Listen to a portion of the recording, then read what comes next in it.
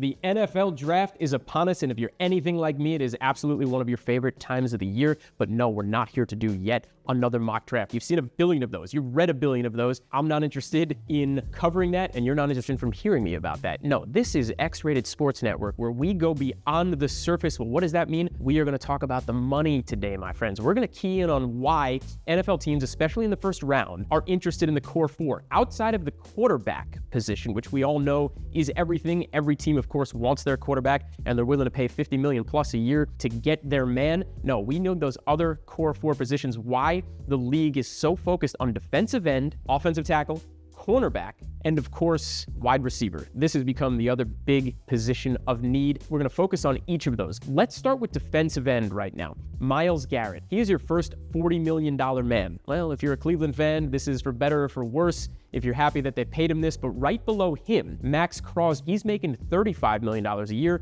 Nick Bosa is making about the same, but there's plenty of game records out there in the NFL making between $20 to $30 million a year. And again, I want you to keep all those numbers in mind. $40 million all the way for Myles Garrett, 35 for the two guys below him who are huge names and can absolutely change a game and wreck a game, and then plenty of other guys right below them. But every team is really keyed in, especially in the first round, if they can get him on a rookie contract, to duplicate similar success. Moving on to the other core position, the second one on our list, offensive tackle, actually one of my favorite positions. Let's start with Penei Sewell. He is now making $28 million a year. Right tackle of all things, not even your left tackle, not even your blindside protector, but there is a blindside protector out there making about the same, and that is Tristan Wirfs down in Tampa Bay. Okay, he's making about $28 million a year. Started his first 3 years at right tackle, now playing the left tackle position, but both of those at this point are somewhat interchangeable. Now, left tackle is obviously still more important, but this is what's going on out there in the NFL. There are teams keying in, especially in the first round, trying to duplicate success, get guys who could start at the right, play the left, or play both positions as need be, as we see, as happens all too often in the NFL. Offensive linemen go down all the time, and the tackle positions are that important. If you got guys who could play both, incredible, but even if you don't, you want a Laramie Tunsil type guy, you want a Trent Williams type guy, you want a Ronnie Stanley protecting your blind side, and again, most of those guys making about $25 million a year, maybe a little bit less, $20 million a year. Again, remember those numbers. Let's move on to the cornerback position, the third of our core four. Derek Stingley Jr. just got paid $30 million a year, one of the top NFL draft picks just a few years ago, and his counterpart in that same draft was Sauce Gardner. His first 2 years in the league, all pro. He's about to get paid about the same, if all falls right for Jets and Jets fans out there, myself included. Below them, Patrick Surtain making about $25 million a year. He just kind of missed the cut, but he's worth every penny. He's probably the best cornerback in the league. And again, another core four. Like, that's who NFL teams are after these days, especially in the first round. You need them shutting down the opposing team's wide receiver, who we're going to talk about in just a second, but that is extremely important. Let's move on to those wide receivers for just a moment. We all know big money came to Jamar Chase, right? Another $40 million man. Just like Myles Garrett, he's getting paid an absurd amount of money, and he held out for a year just to get it. Below him, CeeDee Lamb. He's probably number two, along with DK Metcalf in that $33,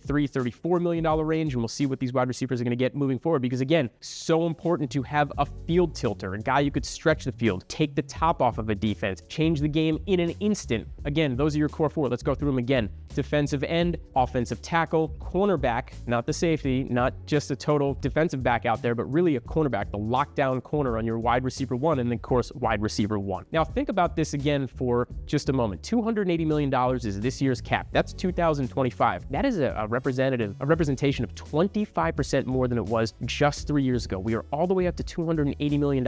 If you added up and wanted Myles Garrett on your team, Penei Sewell on your team, Derek Stingley Jr. on your team, and you were lucky enough to have Jamar Chase on your team, just think about all those four guys. If you added them all together, that's actually 50% of your cap of $280 million. If you had a rookie contract for a QB, you'd still have enough room to fill out the rest of your roster and compete. That's why it's so important. That's really what's going on as to why you want the core four and why teams are focused in on this. 2 on the offense, 2 on the defense, but this has become the way of the league moving forward, and you can only expect the cap to go up from here each year, year over year. And then obviously, of course, you're going to throw in the quarterback, because not everybody remains on a rookie contract, and you got plenty of guys out there, especially the top 12 guys in the league, making between $50 to $60 million a year. So of course, you're not going to be able to have all these studs and superstars on your team, or the highest paid guys on your team. But there's still a reality that below the quarterback level, you've got guys, again, the game records in the defensive end position making $20 to $30 million a year. You've got guys in the offensive tackle position who are protecting your quarterback, making that $20 to $25 million number, at least for now. You've got the cornerback. Not everybody's Derek Stingley Jr. or Patrick Surtain or Sauce Gardner, but a lot of those guys are making $18 to $22 million a year. And then you've got your wide receiver. And again, not everybody is Jamar Chase or Justin Jefferson or even DK Metcalf. Moving over to Pittsburgh, you're in CeeDee Lamb, really waiting his turn to get paid by Dallas. You've got guys who are making $25 to $30 million a year. Add all that up and you're sub 50% on your cap. You're 30 to 40% on your cap. Again, $280 million is a big number, but here at X-Rated Sports Network, we promise to go beyond the surface, and this is why NFL teams are keyed in on those core four. System twisted, but we here.